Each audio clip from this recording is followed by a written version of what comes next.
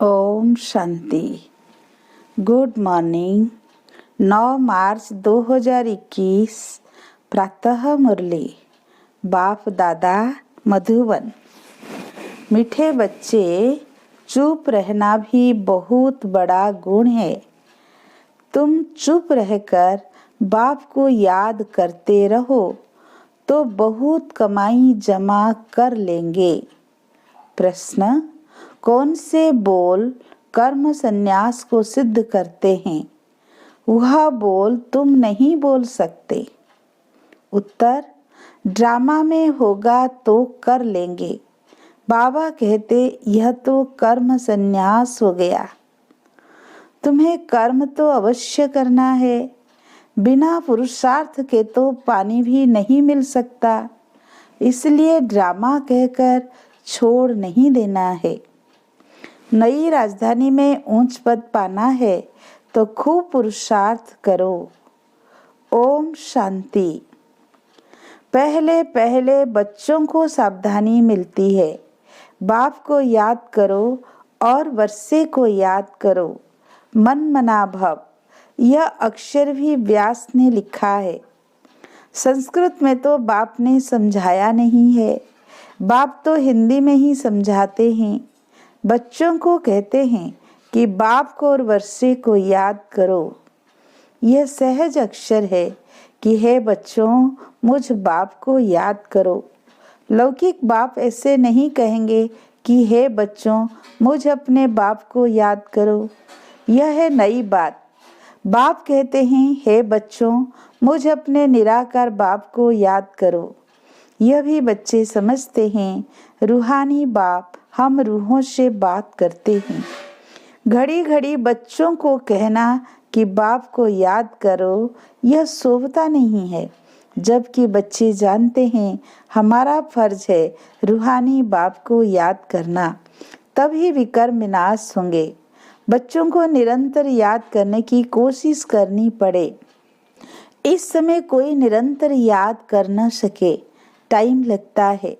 यह बाबा कहते हैं मैं तो निरंतर याद नहीं कर सकता हूँ। वह अवस्था पिछाड़ी में ठहरेगी। तुम बच्चों को पहला पुरुषार्थ बाप को याद करने का ही करना है। शिव बाबा से वर्षा मिलता है। भारतवासियों की ही बात है। यह स्थापना होती है दैवी राजधानी की, और जो धर्म स्थापन करते उसमें कोई डिफिकल्टी नहीं होती है। उनके पिछाड़ी आते ही रहते हैं।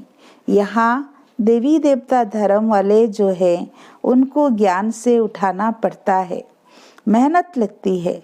गीता भागवत शास्त्रों में यह नहीं है कि बाप संगम पर सतयुग की राजधानी स्थापन करते हैं। गीता में लिखा है कि पांडव पहाड़ों पर गल गए, प्रलय हुई, आदि आदि। वास्तव में यह बात तो है नहीं। तुम अब पढ़ रहे हो भविष्य 21 जन्मों के लिए, और स्कूलों में यहाँ के लिए ही पढ़ाते हैं। साधु संत आदि जो भी हैं वो भविष्य के लिए ही पढ़ाते हैं, क्योंकि वो समझते हैं हम शरीर छोड़ मुक्ति धाम में चले जाएंगे, ब्रह्म में लीन हो जाएंगे, आत्मा परमात्मा में मिल जाएगी। तो वो भी हुआ भविष्य के लिए, परंतु भविष्य के लिए पढ़ाने वाला एक ही रूहानी बाप है, दूसरा कोई नहीं। गाया हुआ भी है सर्व का सद्गति दाता एक ही है। वो तो सर्व यथार्थ हो जाते हैं। यह बाप ही आकर समझाते हैं। वो भी साधना करते रहते हैं। ब्रह्म में लीन होने की साधना है अयथार्थ। लीन तो किसी को होना नहीं है। ब्रह्म महतत्व कोई भगवान नहीं है। यह सब है रंग। झूठ खंड में है सब झूठ बोलने वाले, सचखंड में है सब सत्य बोलने वाले। तुम जानते हो सचखंड भारत में था, अब झूठ खंड है। बाप भी भारत में ही आते हैं, शिव जयंती मनाते हैं, परंतु यह थोड़े ही जानते कि शिव ने आकर भारत को सचखंड बनाया है। वो समझते हैं आता ही नहीं है। वह नाम रूप से न्यारा है। सिर्फ महिमा जो गाते हैं पतित पावन ज्ञान का सागर, सो ऐसे ही तोते मिसल कह देते हैं। बाप ही आकर समझाते हैं।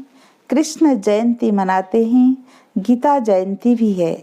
कहते हैं कृष्ण ने आकर गीता सुनाई। शिव जयंती के लिए किसी को पता नहीं कि शिव क्या आकर करते हैं, आएंगे भी कैसे, जबकि कहते हैं नाम रूप से न्यारा है। बाप कहते हैं मैं ही बैठ बच्चों को समझाता हूँ, फिर यह ज्ञान प्राय लोप हो जाता है। बाप खुद बतलाते हैं कि मैं आकर भारत को फिर से स्वर्ग बनाता हूँ। कोई तो पतित पावन होगा ना, मुख्य भारत की ही बात है। भारत ही पतित है, पतित पावन को भी भारत में ही पुकारते हैं। खुद कहते हैं विश्व में शैतान का राज्य चल रहा है, बम शादी बनाते रहते हैं, उनसे विनाश होना है, तैयारियां कर रही है, जैसे वो रावण के प्रेरित किए हुए हैं। रावण का राज्य कब खलास होगा? भारतवासी कहेंगे कृष्ण जब आएगा। तुम समझाते हो शिव बाबा आया हुआ है, वही सर्व का सद्गति दाता है। बाप कहते हैं मुझे याद करो, ये अक्षर दूसरा कोई कह न सके। बाप ही कहते हैं मुझे याद करो तो तुम्हारी खाद निकल जाएगी। तुम सतो प्रधान थे, अब तुम्हारी आत्मा में खाद पड़ी है, वो याद से ही निकलेगी। इनको याद की यात्रा कहा जाता है। मैं ही पतित पावन हूँ, मुझे याद करने से तुम्हारे विकर्म विनाश होंगे। इनको योग अग्नि कहा जाता है। सोने को आग में डालकर उनसे कीचड़ा निकालते हैं, फिर सोने में खाद डालने के लिए आग में डालते हैं। बाबा कहते हैं वह है काम चिता, यह है ज्ञान चिता। इस योग अग्नि से खाद निकलेगी और तुम कृष्णपुरी में जाने के लायक बनेंगे। कृष्ण जयंती पर कृष्ण को बुलाते हैं। तुम जानते हो कृष्ण को भी बाप से वर्षा मिलता है। कृष्ण स्वर्ग का मालिक था, बाप ने कृष्ण को यह पद दिया। राधे कृष्ण ही फिर लक्ष्मी नारायण बनते हैं। राधे कृष्ण का जन्मदिन मनाते हैं। लक्ष्मी नारायण का तो किसी को भी पता नहीं है। मनुष्य बिल्कुल मुंझे हुए हैं। अब तुम बच्चे समझते हो तो औरों को समझाना है। पहले पहले पूछना है, गीता में जो कहा है मामे कम याद करो, यह किसने कहा है? वह समझते हैं कृष्ण ने कहा है। तुम समझते हो भगवान निराकार है, उनसे ही ऊंच अर्थात श्रेष्ठ मत मिलती है। ऊंचे ते ऊंच परम पिता परमात्मा ही है, उनको ही जरूर श्रेष्ठ ते श्रेष्ठ मत हुई। उस एक की श्रीमत से ही सर्व की सद्गति होती है। गीता का भगवान ब्रह्मा विष्णु शंकर को भी नहीं कह सकते, वो फिर शरीरधारी श्री कृष्ण को कह देते। तो इसी से सिद्ध है कहाँ भूल है जरूर। तुम समझते हो मनुष्य की बड़ी भूल है। राजयोग तो बाप ने सिखाया है, वही पतित पावन है। बड़ी भारी भारी जो भूल है उन पर तुम्हें जोर देना है।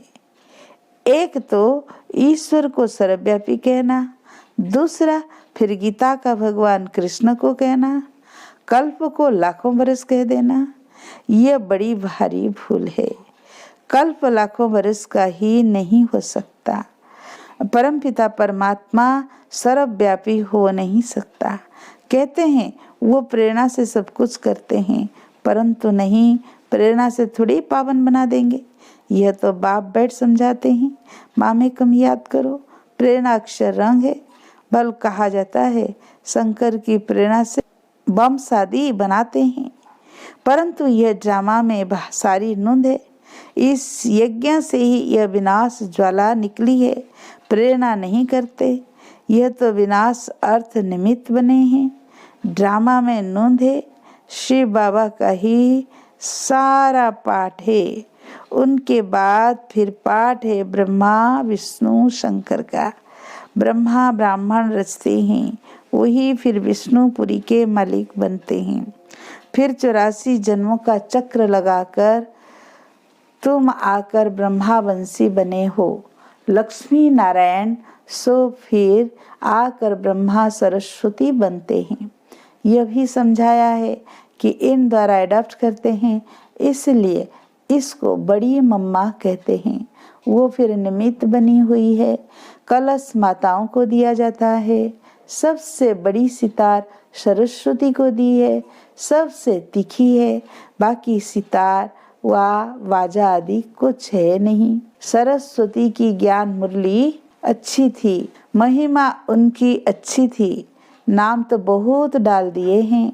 देवियों की पूजा होती है, तुम अभी जानते हो। हम ही यहाँ पूज्य बनते हैं, फिर पुजारी बन अपनी ही पूजा करेंगे। अभी हम ब्राह्मण है, फिर हम ही पूज्य देवी देवता बनेंगे, यथा राजा रानी तथा प्रजा। देवियों में जो ऊंच पद पाते हैं तो मंदिर भी उन्हों के बहुत बनते हैं। नाम वाला भी उन्हों का होता है जो अच्छी रीति पढ़ते पढ़ाते हैं। तो अब तुम जानते हो, पूज्य पुजारी हम ही बनते हैं। शिव बाबा तो सदैव पूज्य है। सूर्यवंशी देवी देवता जो थे वही पुजारी फिर भगत बनते हैं। आपे ही पूज्य आपे ही पुजारी की वे सीढ़ी बहुत अच्छी रीति समझाते हैं। बिगर चित्र भी तुम किसी को समझा सकते हो। जो सीख कर जाते हैं उनकी बुद्धि में सारी नॉलेज है। 84 जन्मों की सीढ़ी भारतवासी चढ़ते उतरते हैं।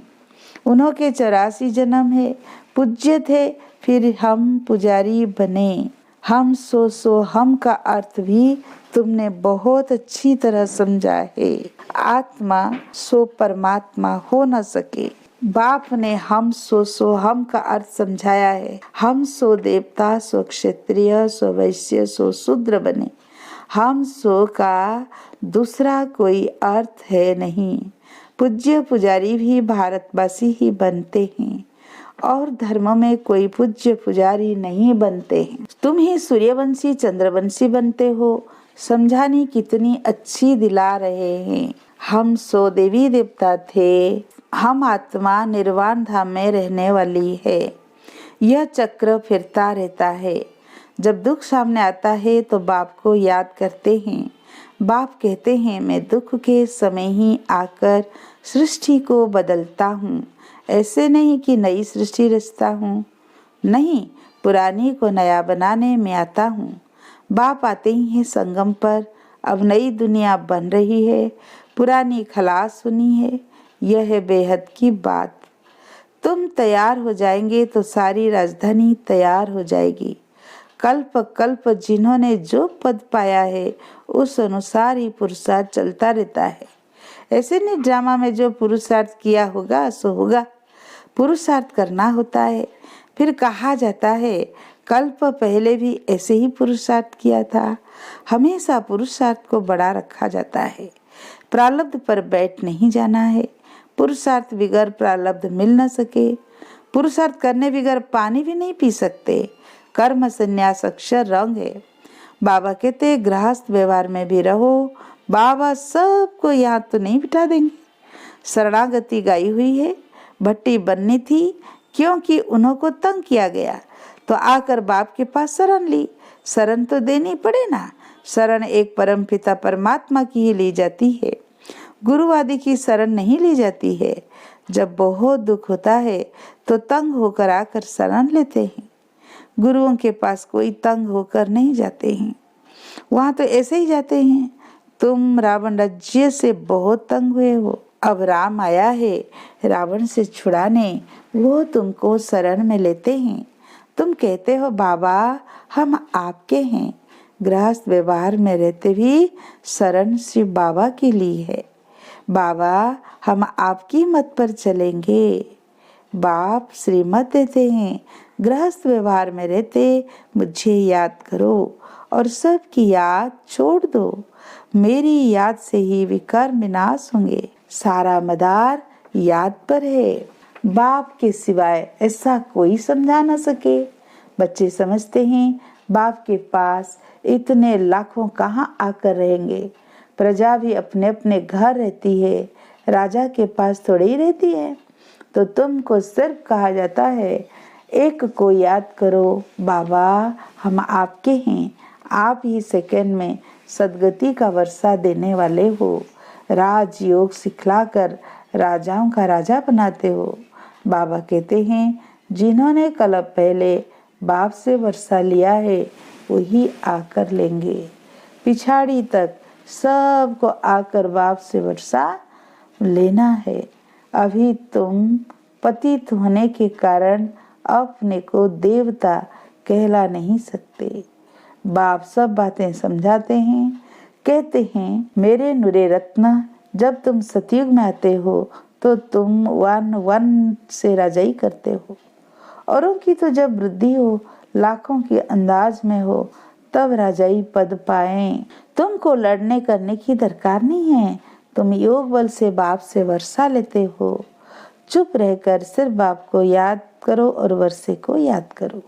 पिछाड़ी में तुम चुप रहेंगे, फिर ये चित्र आदि काम नहीं आएंगे, तुम होशियार हो जाएंगे। बाबा कहते हैं सिर्फ मुझे याद करो तो भी कर्म विनाश होंगे। अब करो ना करो तुम्हारी मर्जी, कोई देहदारी के नाम रूप में नहीं फंसना है। बाप को याद करो तो अंतमति स्वगति हो जाएगी, तुम मेरे पास आ जाएंगे।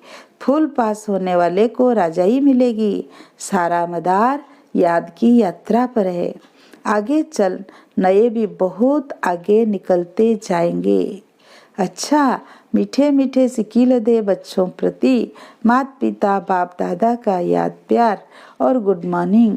रूहानी बाप की रूहानी बच्चों को नमस्ते।